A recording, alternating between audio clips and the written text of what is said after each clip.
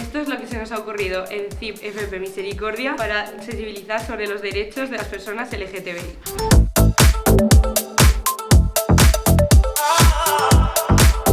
Hemos escogido 11 libros sobre temática LGTBI y vamos a contárselo a otros grupos del centro.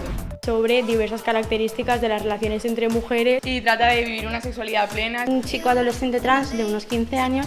Y para ello hemos creado 5 juegos. Una, la palabra malherida. Les damos una palabra y tienen que seguir la historia. Y deciden seguir con la relación, pero pierden la relación con sus padres. A lo mejor puede abrirles. El bingo LGTBI, en el que tratamos los prejuicios y estereotipos que rodean al colectivo.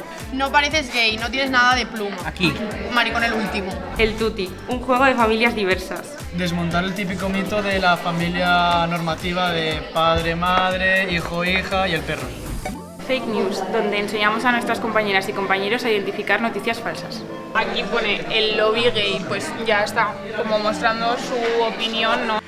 Entrando a la diversidad. Es una OCA en el que al finalizar el juego, ser diverso es lo común. Nombra 3 países donde sea legal el matrimonio igualitario.